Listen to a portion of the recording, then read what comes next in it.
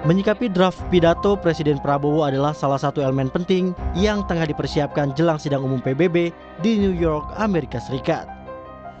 Terlebih Presiden Prabowo akan jadi pembicara ketiga setelah Presiden Brasil Luiz dan Presiden Amerika Serikat Donald Trump, dan waktu yang diberikan hanya 15 menit.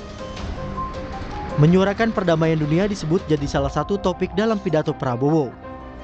Pakar Hukum Internasional Universitas Indonesia Hikmahanto Juwana menilai Indonesia pun diharapkan bisa menerobos kebuntuan yang terjadi di dalam mencari solusi perdamaian dunia, seperti mendorong kemerdekaan untuk Palestina.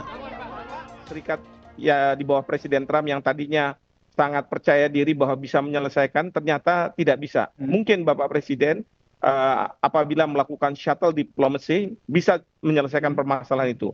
Demikian juga dorongan agar Palestina bisa dimerdekakan oleh Israel.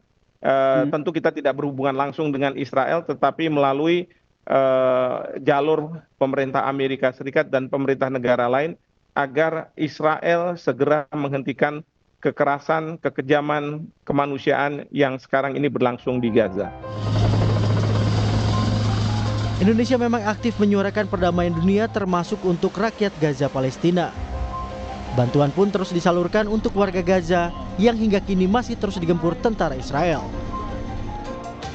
Tak hanya Indonesia, yang terbaru, Inggris akhirnya mengakui negara Palestina. Langkah bersejarah ini dinyatakan Perdana Menteri Inggris Keir Starmer meski ditentang Amerika Serikat dan Israel.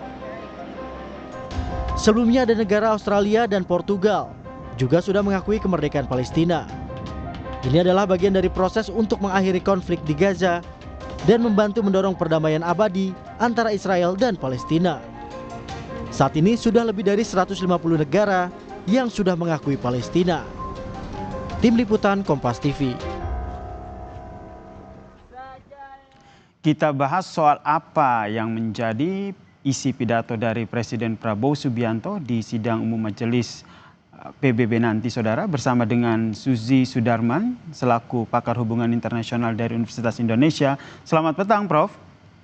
Selamat petang, Mas Yasir. Kalau kita lihat ini memang kita juga penasaran ya sebenarnya isi dari pidato Presiden Prabowo nanti seperti apa. Tapi kalau informasi dari jurnalis harian Kompas yang ikut bersama dengan rombongan Presiden, ia mengatakan bahwa salah satu isi dalam pidato nanti adalah multiralisme untuk menuju perdamaian. Menurut Anda, Prof, bagaimana akhirnya Presiden Prabowo Subianto mengemas topik ini dalam pidatonya yang hanya 15 menit ini? Pertama, harus paham bahwa kita sudah kehilangan mitra dan sahabat karena perilaku Indonesia yang selama ini dipuji-puji sejak konferensi Asia Afrika ternyata menerbitkan keraguan karena kekejian yang juga dilakukan oleh pemerintah Indonesia terhadap Papua dan Timur Timur misalnya gitu ya. Jadi sebetulnya satu hal yang masih murni seperti kondisi konferensi Asia Afrika sudah jauh dari kenyataan. Jadi kalau misalnya pidato itu sedikit membumbui akan peran Indonesia di forum internasional lainnya seperti OKI, ASEAN, GNB, mengingatkan kembali kepada negara-negara Global South bahwa Global South ini perlu pemimpin dan pemimpin itu harus bisa menghela kekuatan ini agar bisa menandingi kekuatan hegemoni.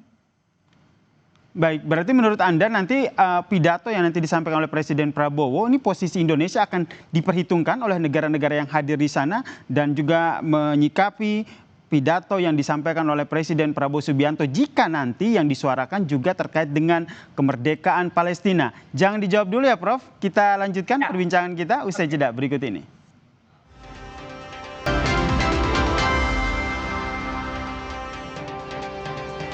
Kita masih membahas Bapak yang menjadi isi pidato dari Presiden Prabowo Subianto di sidang umum PBB nanti. Masih bergabung bersama saya Prof. Susi. Prof. Susi, kalau kita lihat nih salah satu yang nantinya mungkin akan disampaikan oleh Presiden Prabowo adalah bagaimana mendorong perdamaian di Palestina. Seberapa besar Anda melihat ini dorongan yang disampaikan oleh Presiden Prabowo, karena kita tahu Indonesia selama ini terus mendorong perdamaian di Palestina, akan didengar oleh negara-negara yang hadir di PBB? Pertama, Indonesia menghadapi General Assembly yang isinya macam-macam ya, ada Global South di situ, ada negara maju. Jadi yang harus dipersuasi Mm-mm. sejak konferensi Asia Afrika bahwa kami ini Indonesia sudah menjadi lebih baik sekarang ini dan akan beranjak untuk menjadi lebih demokratis sehingga memperjuangkan hak-hak Palestina seperti juga yang termaktub dalam Undang-Undang Dasar 45. Jadi usaha memaniskan Mm-mm. delivery dari speech itu penting sekali karena Global South sudah tidak terlalu bersimpati dengan perilaku orang Indonesia. Jadi mereka lebih tertarik pada hal yang konkret ya, misalnya BRICS. BRICS bisa memberikan uang kepada mereka, ya itu mereka tertarik. Sedangkan Indonesia sekarang ini sedang dilanda nestapa.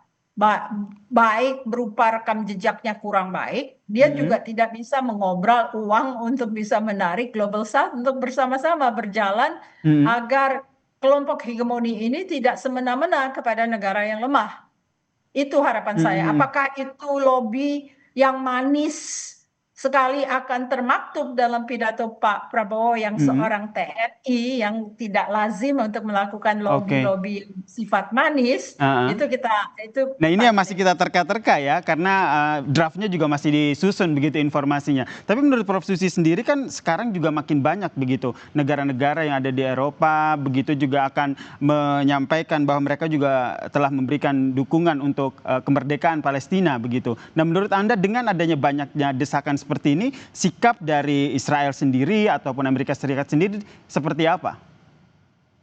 Sekarang siapa yang lagi dominan di wilayah tersebut? Walaupun misalnya Eropa dan negara-negara lain bisa mengisolasi Israel karena tindakan-tindakannya, tidak pernah ada sanksi kepada Israel. Jadi sebetulnya mereka juga membantu waktu menjual senjata dan bom kepada Israel, termasuk India juga. India juga menjual alutsista kepada Israel. Jadi sebetulnya di sini kebingungan dalam masa kini karena semua mengejar profitability untuk negaranya, bukan compassion. Compassion bukan lagi sesuatu yang menjadi pilihan negara-negara karena ini sudah menjadi semacam medan laga survival of the fittest. Kita tidak bisa lagi merangkul kawan-kawan Asia Afrika yang dulu sangat bersahabat. Mungkin harus dimulai, tetapi ini kan baru era baru. Sebelumnya kan kita selalu internal ya, masalahnya domestik. Sekarang baru melangkah ke arah lobby, tapi lobby tersebut harus lebih frontal, lebih dekat, lebih jelas, lebih akrab dengan negara-negara Asia Afrika seperti dulu Bung Karno akrab dengan Mandela dan sebagainya. Dan memerdekakan mereka, padahal kita sesudah Bung Karno ini penuh darah gitu loh ya. Perilaku Indonesia agak kurang bisa diterima. Jadi menurut Prof. Susi tidak hanya disampaikan dalam bentuk pidato, tapi harus ada langkah-langkah konkret ya terkait dengan bagaimana upaya untuk mendorong perdamaian dunia termasuk di Palestina. Ya, operasionalisasinya harus tegas ya. Kita harus menggait mereka. Kebanyakan saya lihat karena kita merasa tidak terlalu confident atau tidak perlu percaya diri. Kebanyakan KBRI dan Konjen itu sangat pasif kalau saya lihat ya. Jadi kita belum lagi dalam era di mana dulu agitasi Bung Karno adalah tindakan-tindakan revolusioner, melakukan terobosan-terobosan ke luar negeri dan maupun di dalam negeri. Sekarang hampir nyata bahwa mungkin hanya 70% mungkin ya yang dilakukan untuk berupaya agar negara-negara lain simpati kepada upaya Indonesia yang sedang menyuarakan sesuatu yang termaktub dalam undang-undang dasarnya. Baik, kita nantikan ya seperti apa ya bagaimana Presiden Prabowo mengemas isu mendorong perdamaian dunia dalam pidato yang nanti disampaikan di sidang PBB. Terima kasih Pakar Hubungan Internasional UI, Prof. Susi telah bergabung bersama kami di Kompas Petang. Salam sehat, Prof. Terima kasih, Mas Yasir. Sampai jumpa.